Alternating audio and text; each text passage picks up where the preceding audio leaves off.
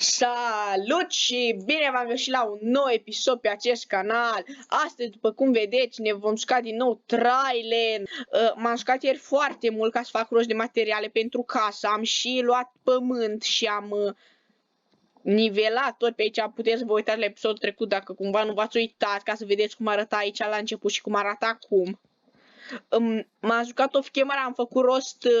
M-am făcut full iron, mi-am făcut de aici, mai am iron, mai am aici.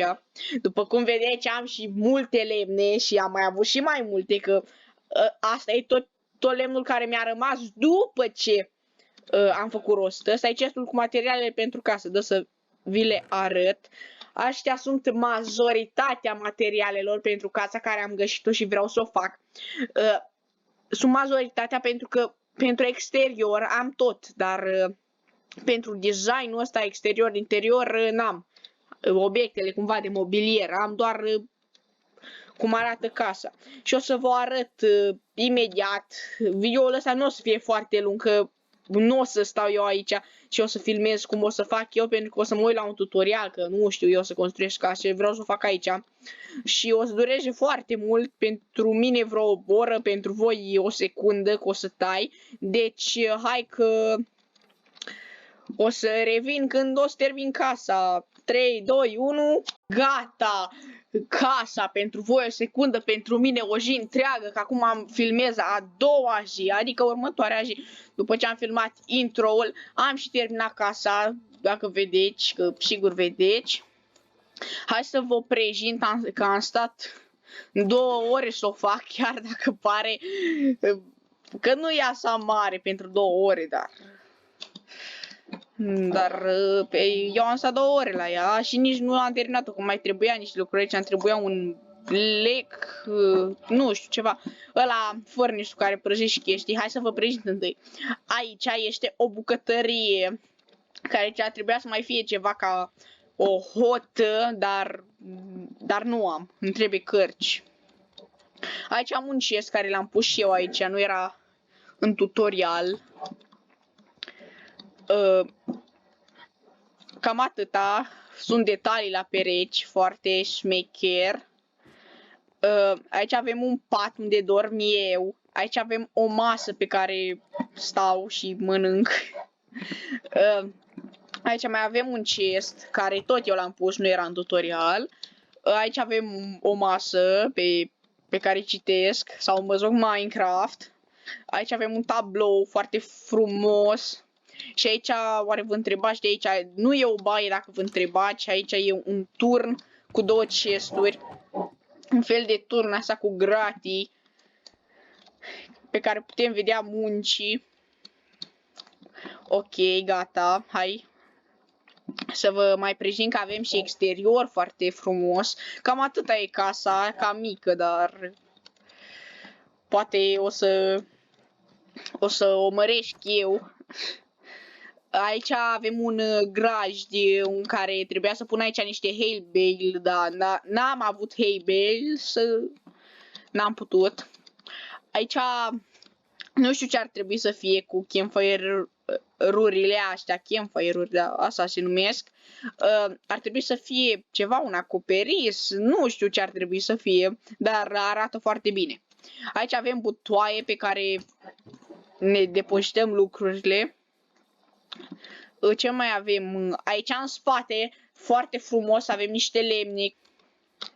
Mai avem niște butoaie și cam atâta. Cam atâta casa. Avem și un crafting table aici. Avem butoane. O, stai că eu nu mi-am dat seama cu butonul ăsta ca să deschid ușa. E foarte fain. Și acum ar trebui să mut lucrurile astea. Uitați cât lemn mi-a rămas. Uitați ce materiale mi-au rămas din toată casa asta. Astea sunt toate care mi-au rămas, dar e bine că mi-au rămas, decât să nu-mi rămână. Și cam atât-i casa, off-camera o să mut eu lucrurile astea în casă. Și nu știu ce să mai facem acum, că nu o să lași videoul de 5 minute, nici 5 minute nu cred că are. Hai să minăm, ne ducem la minat, am iron cu mine, am lemn, am tot. Ne ducem într-o mină în care am mai fost eu off-camera și am făcut rost de iron, că nu puteam să-mi fac casă dacă n-aveam iron. Ok, sunt mai multe mine, sunt din aștia. Era o mină aici, nu? Asta e mina pe care am explorat-o cât de cât, nu prea am explorat-o, sincer. E una foarte mare care am explorat chiar foarte puțin din ea. Hai să o minăm pe asta, să minăm mina, da. Ce mai scot eu pe gură.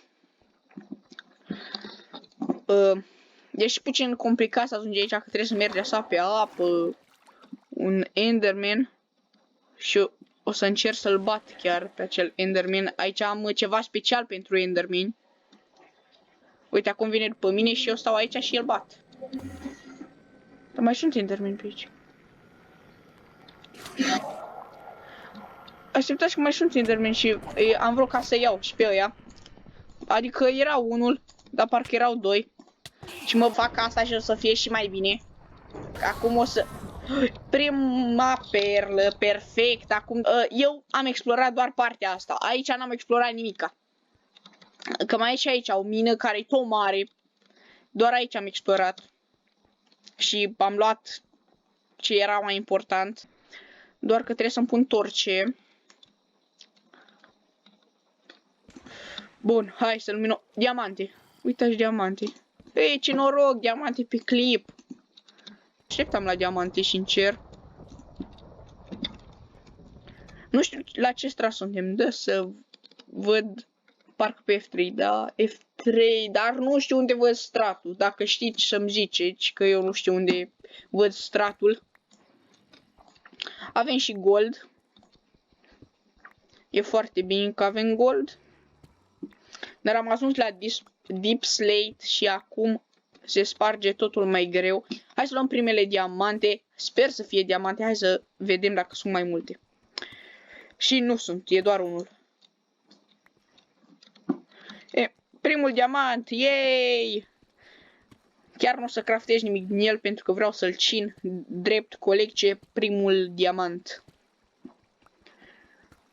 Că am ținut și primul pickaxe de iron. Că vreau să fac o mică colecție de primele lucruri. Hai, lupta cu un creeper, hai să vedem cine câștigă, eu sau creeperul. Dacă explodează creeperul, l-am pierdut. Am câștigat. De când visam să omor un creeper. Uite, am și deblocat rețetele astea de artificii. Că eu nu găseam railurile, că îmi trebuia pentru casă railurile alea, pentru lemnele alea din spate. Și eu nu găseam railurile la recetă și nu știam de ce. Și după, eu știam receta la railuri, dar preferam să le văd acolo și am pus-o. Și după ce am craftat railurile, atunci mi le-au deblocat și după puteam să le văd. Nu știam că pe Bedrock ce le dă direct pe toate, nu trebuie să le deblochezi. Dar lucrul ăsta e mai interesant așa. Iar mă bat cu un creeper, asta e destul de interesant, deci o să... Nu, o singură viață, asta sigur e interesant, nu?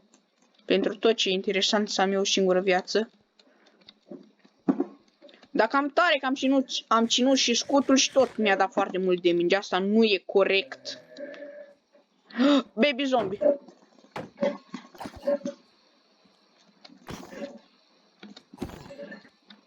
Ok, l-am bătut. Eu știam că baby zombie sunt mai periculoși, dar văd că nu e chiar așa periculos. Că nu mi-a dat niciun hit. Pentru că am scut. Am găsit și un emerald mai încolo aici, da, un emerald. Am mai găsit emeralde. Poate facem 3 cu villagerly. Villagerly, da. Așa se zic dacă nu știați. Villagerly. Villagery, da. Încă un creeper. Să-mi fac viața full, că poate iar explodează și mă omoară. Dar am murit odată încercând să fac rost de materiale. Dar nici nu mai știu de ce am murit atunci. Silverfish. De ăștia nu erau când erai lângă Stronghold. Oare suntem lângă Stronghold? Ar trebui să-mi fac un Ender Eye și să văd, dar trebuie să mă duc în Nether. Creeper. O să... Oh! Ce noroc am de scutul ăsta. Eu muream atunci dacă n-aveam scutul. Vă dați seama? O, nu fac rost de un disc. Hai, scheletule, omoară Silverfish, dar sunt mulți și eu cred că suntem lângă Stronghold.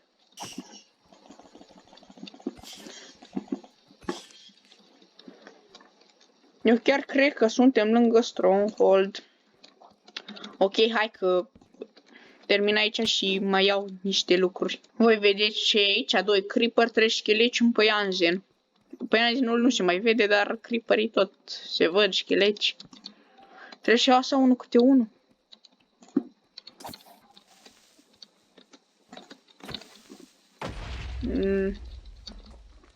Sunt foarte dezamăgit că n-am reușit să-l bat. Dar cintă bună mai au ăștia. Dar ăștia mă nimeresc.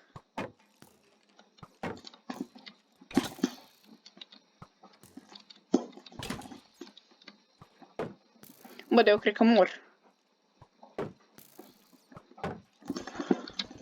Fortnite.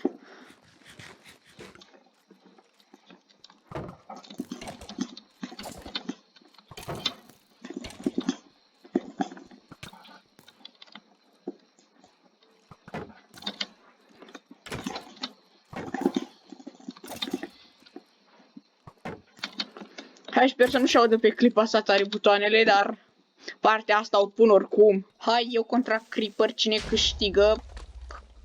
Eu am câștigat, că nu mi-a luat de minci. Rămân fără mâncare. Vedeți, mai am o singură pâine. Trebuie să mă duc repede și nu mai am nici pâine. Am terminat toată pâinea. Nu mai am pâine. Trebuie să fac... Nu mai am nici pickaxe. Hai să-mi fac un pickaxe. Iau tot ironul ăsta.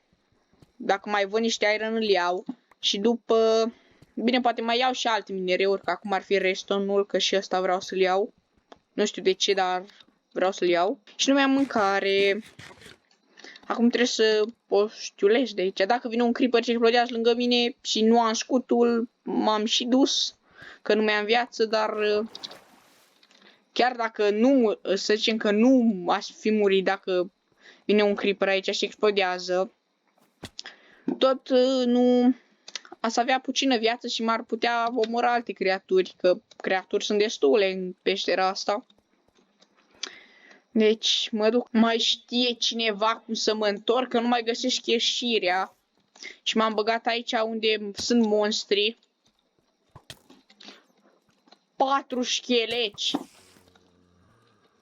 Eu cred că o să mor, sincer. Că vine acum un păianjen după mine și mai mulți scheleci. Și un zombie. Și n-am ce să mănânc. Chiar n-am ce să mănânc. Singura metodă ca să ies trebuie să mă cațăr. Gata, hai că am ajuns acasă. N-am nimic de mâncare. Oare am ceva de mâncare prin chesturile astea? Hai să văd. Ok, hai că am. Hai că e bine că am. Și am mâncarea asta care și cine dă multe inimi. Mi-a dat 5 inimi, 6 inimi, 7 inimi, 7 inimi.